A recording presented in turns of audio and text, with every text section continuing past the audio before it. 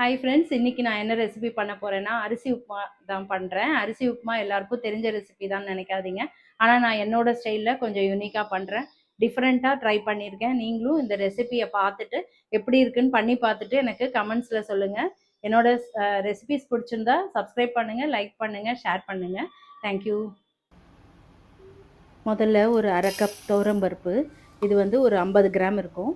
ஒரு 10 வரமிளகாய்க்கு மேலே போட்டிருக்கேன். 10-12 வரமிளகாய் போட்டிருக்கேன். ஏன்னா நான் நிறைய உப்புமா பண்ணுறதுனால கொஞ்சம் நிறையா போட்டிருக்கேன். ஒரு 1.5 ஸ்பூன் ஜீரகம் போட்டிருக்கேன். நீங்கள் அதுக்கேற்ற மாதிரி, நான் வந்து ஒரு 4 கப் ரவை பண்ணுறேன், அதுக்கேற்ற மாதிரி இதெல்லாம் போட்டிருக்கேன். நீங்கள் இப்போ 2 கப்புன்னு அதில் பாதி போட்டுக்கோங்க போதும். இதெல்லாம் கொஞ்சம் நேரம் ஊற வச்சுக்கலாம். ஒரு 2 ஸ்பூன் குக்கிங் ஆயில் விட்டுக்கலாம். 1 ஸ்பூன் கடுகு போட்டுக்கலாம். 1 ஸ்பூன் ஜீரகம் போட்டுக்கலாம். கொஞ்சமாக உளுத்தம் பருப்பு. இந்த பச்சை மிளகா ஒரு 3-4 பச்சை மிளகா வச்சுருக்கேன், அதை போட்டுக்கலாம்.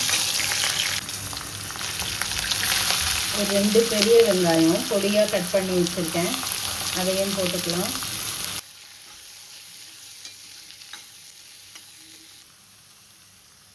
கொஞ்சம் கருவேப்பிலை,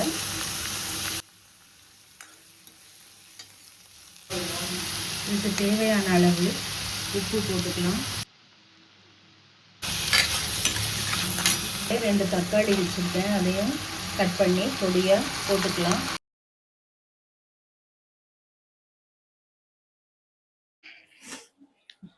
இந்த உப்புமா பண்ணுறதுக்கு கண்டிப்பாக சாப்பாட்டு பச்சரிசி, சாப்பிட்றதுக்கு யூஸ் பண்ணுற பச்சரிசி தான் யூஸ் பண்ணணும். மாவு பச்சரிசி வேண்டாம். இதில் பண்ணிங்கன்னா ரொம்ப நல்லா வரும். நான் வந்து ஒரு 4 கப்பு அரிசி எடுத்துக்கிறேன்.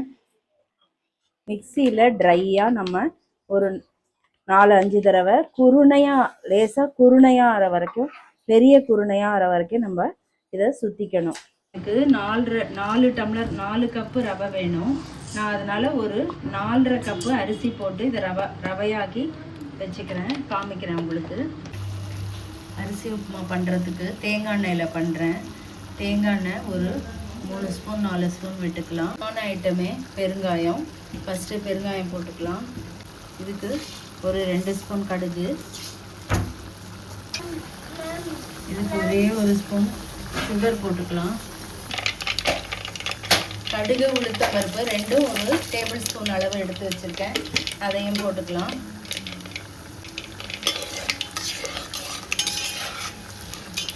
ஒரு 4 டம்ளர் அளவுக்கு பண்ணுறேன். கொஞ்சம் அதிகமாக பண்ணுறதுனால பெருங்காயம் கடுகு எல்லாமே அதுக்கேற்ற மாதிரி போட்டிருக்கேன்.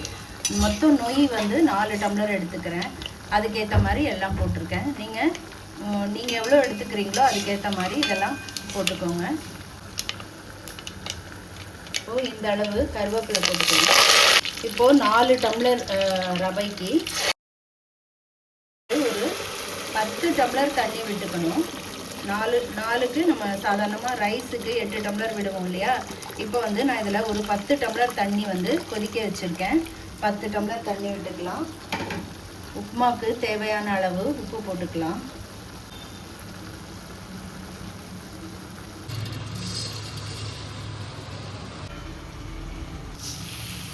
இதை வந்து நமக்கு ரவை மட்டும்தான் வேணும், அதை நம்ம சலிச்சுக்கலாம்.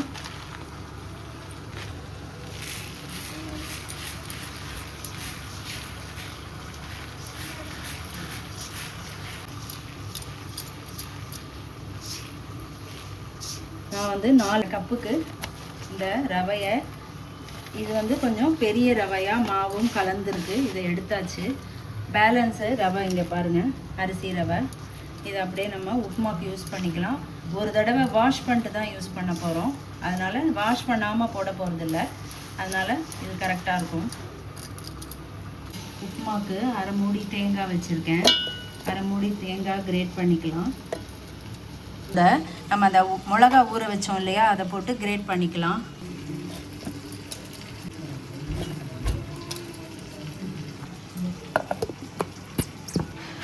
ஒரு ரவுண்டு இந்த மிளகா போட்டு கிரேட் பண்ணியாச்சு. இப்போ நம்ம இந்த ஊற வச்ச பருப்பை ஃபுல்லாக போட்டுக்கலாம். இதையும் சேர்த்து கொரப்பாக அரைச்சிக்கலாம். இப்போ இந்த தண்ணி நம்ம வச்சது கொதிக்குது. இதில் இந்த அரைச்ச விழுத தேங்காய் நம்ம என்ன அரைச்சிருக்கோம், தேங்காய், துவரம்பருப்பு, ஜீரகம், மிளகா வத்தல் 4ம் அரைச்சிருக்கோம். இது எல்லாத்தையும் நம்ம இந்த விழுதை இதில் விட்டுடலாம். இது வந்து ஒரு கொதி வரட்டும். இந்த ரவையை ஃபுல்லாக நான் இந்த பாத்திரத்துக்கு மாற்றிக்கிறேன். மாற்றி ஒரு 2 தடவை நல்லா வாஷ் பண்ணிக்கலாம். வாஷ் பண்ணியாச்சு. இப்போ இதுவும் நல்லா கொதி வந்திருக்கு. நம்ம இதில் போட்டுக்கலாம்.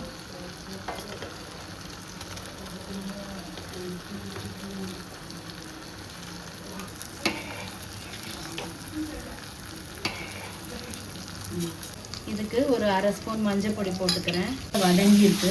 இந்த டைமில் 2 ஸ்பூன் பொட்டுக்கடலை, உடைச்ச கடலை இருக்கு இல்லையா, அது 2 ஸ்பூன் பெரிய டேபிள் ஸ்பூனில் அரைச்சி வச்சுருக்கேன் பொடியாக. அதை வந்து இதிலே நம்ம போட்டுக்கலாம். போட்டு நம்ம இப்படி லைட்டாக வதக்கி விட்டுக்கலாம். வதக்கி விட்டுட்டு இதிலேயே வாட்டரை விட்டுடலாம். எந்த அளவு வேணுமோ, நீர்க்க வேணும்னாலும் நீர்க்க பண்ணலாம், கொஞ்சம் கெட்டியாக வேணும்னாலும் கெட்டியாக பண்ணிக்கலாம். எங்களுக்கு கொஞ்சம் தண்ணியாக இருந்தால் தான் பிடிக்கும். இதுக்கு நல்லாயிருக்கும் உப்புமாவுக்கு. சாம்பார் கன்சிஸ்டன்சியில் தண்ணி சாம்பாராக இருக்கும். இதை கொஞ்ச நேரம் நம்ம சிம்மில் நல்லா மூடி வச்சு மலர்ந்த மாதிரி வெந்துடும். மூடி வச்சுக்கலாம்.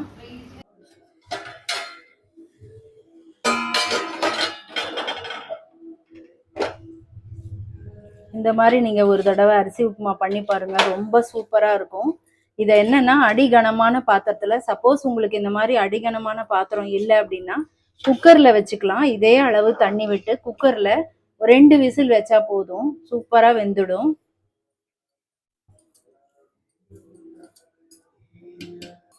இதுக்கு நிறைய கருவேப்பிலை போடலாம். போட்டு மிக்ஸ் பண்ணி அப்படியே பரிமாறலாம். வேணும்னா குழந்தைங்களுக்கு மேலாக நெய் விட்டு கொடுக்கலாம். பெரியவங்க அப்படியே சாப்பிடலாம். இதுக்கு தொட்டுக்க ஒன்றுமே வேணும்னே அவசியம் கிடையாது. தொட்டுக்க வந்து பண்ணால் ஓகே, பண்ணலைன்னா கூட இது ரொம்ப நல்லாயிருக்கும். அப்படியே சாப்பிடலாம். உப்பு காரம் எல்லாம் நல்லாயிருக்கும்.